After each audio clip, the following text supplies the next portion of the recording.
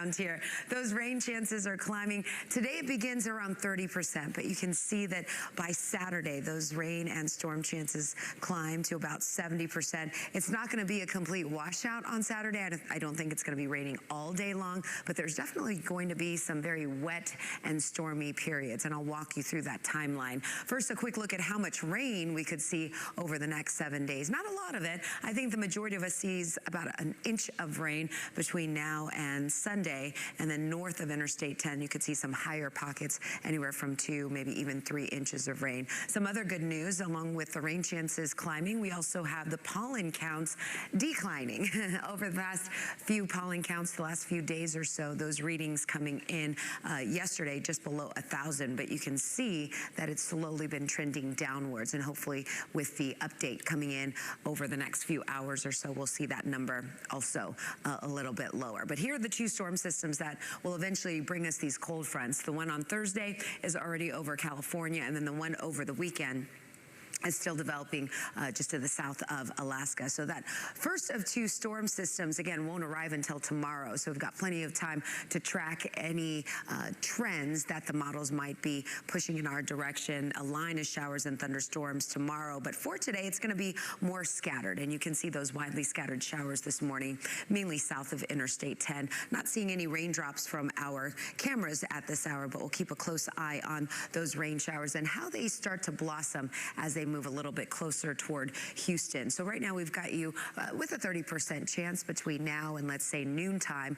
I think once we get past 12 o'clock or so, those rain chances slowly start to diminish a bit. Not completely rain-free for the afternoon or even for the evening hours, but it doesn't look like many of you are going to be grabbing those umbrellas. I think you're going to want to keep that umbrella, especially north of Interstate 10. First thing tomorrow morning, there could already be some heavy pockets of rain to track. The majority of that rain, though, will be favoring areas west of Interstate 35 and then progressing eastward. So look at the timestamp. This is noontime. Still not a lot of activity along the coastline. There's going to be those hit and miss rain showers, 20% chance for you along the coast. Meanwhile, Houston northward is where we're going to see the highest coverage. So we've got you up to a 40% chance as that boundary grazes parts of our viewing area, mainly north of Interstate 10. And then that final pocket of heavy rain will be pushing into Louisiana around 3, 4 o'clock tomorrow afternoon. The evening hours won't be completely rain-free, but you can see it's not going to be the heavy rain or downpours that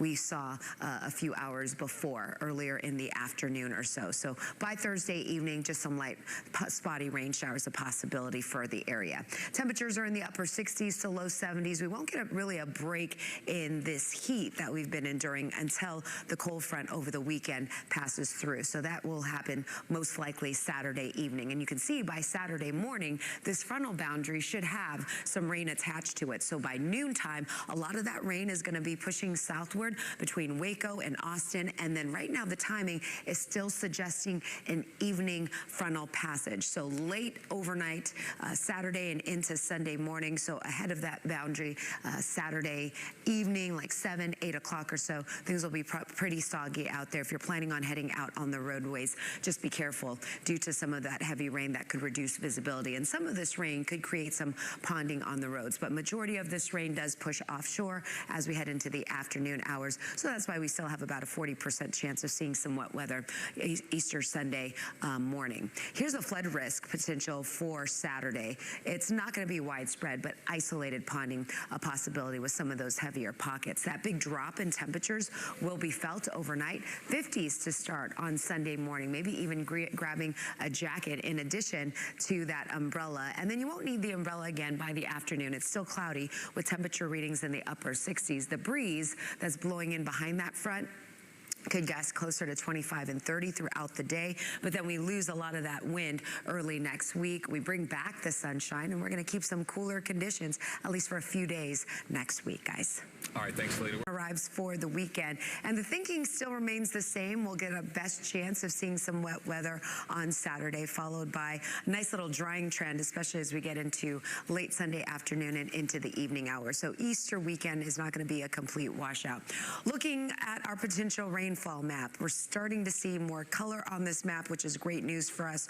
Over the next 7 days, we'll see some rain popping up to an inch from Houston down toward the coastline, but further up to the north and west, west, you could see amounts of over 2 inches. The numbers trending downward yesterday, the pollen counts less than 1,000. So that's some great news for us. We didn't need the rain to get those numbers to drop. However, it's still there. So with the rain coming in the next few days, hopefully that'll help wash away those pollen counts and will be below 100 as we get into early next week. Out the door this morning, we've got mostly cloudy conditions. We're not seeing a low ceiling of clouds, a little bit of haze down along the island. 72 degrees. You'll notice the breeze blowing out of the south-southeast at about 5 to 10 miles per hour this morning, but we do anticipate the winds to steadily increase. Similar to yesterday, potential gusts between 20 to 25 miles per hour, I think will be most common. And then there will be those isolated spots that pick up over 30 mile per hour gusts. Look at the temperature readings in the upper 60s to low 70s. Not a bad way to start off your Wednesday morning. I know it is feeling rather sticky out there, but it's still tolerable. As we head into the afternoon, there'll be a nice mix of sun and clouds with temperature readings in the low to mid, even some upper 80s. There were a couple spots yesterday when you factored in the humidity levels. We did see those isolated feels like temperatures in the low 90s. So we may see a repeat of that before the wet weather arrives. So we've got Thursday storms now impacting California, and then our weekend storm is still developing here south of Alaska. That next storm that arrives on Thursday to bring us a front will be moving into the Lone Star State later on this evening. So this morning we'll start off mostly dry. They're starting to see a few spotty rain showers on 13 alert radar. Some of these rain showers could be briefly heavy as they continue to drift further to the north. They're moving at about 15 to 20 miles per hour. And these are the type of rain showers, if you get caught by one of them, they're fast moving, right? They're not just stalling out across the area. At times, it could come down heavy later on this morning. So keep the umbrella handy. You may need it. By this afternoon, it looks like a lot of those rain showers start to dry out. Things could turn more active, though, first thing Thursday morning, especially west of Interstate 45, when there are signs that a line of heavy rain and thunderstorms will be moving out of the hill country. Now, it does look like it starts to break up, but there's still a solid line of heavy rain and the potential for some thunderstorms around noontime on Thursday. Basically, north and west of Houston is where you're going to see a lot of the action, also in toward the Piney Woods area.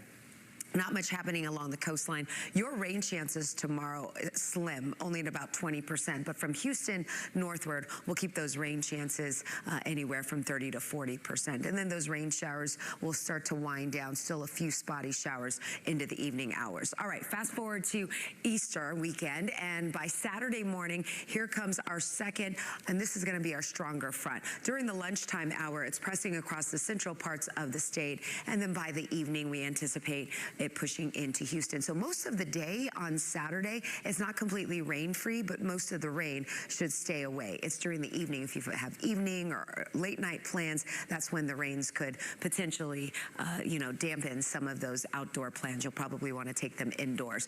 Sunday morning starts off damp, especially south of Interstate 10, but there could be some drying, staying cloudy though, north of the I-10 corridor, and then things really start to dry out as we go forward into the afternoon and evening. There are signs that we could see some heavier pockets of rain that could lead to some isolated street flooding. So our flood risk on Saturday is a level 1 out of 4. It's not going to be widespread, but more isolated, some minor street flooding, some cooler weather as well. That cold front, because it moves through overnight on Saturday, Sunday morning, we should see temperature readings drop into the 50s, and with some added clouds and that wet weather for the first part of the day, that's going to hold temperatures in the upper 60s. We will see sunshine returning early next week, and we're going to keep the cooler weather around at least for a few days, guys. All right, thank you.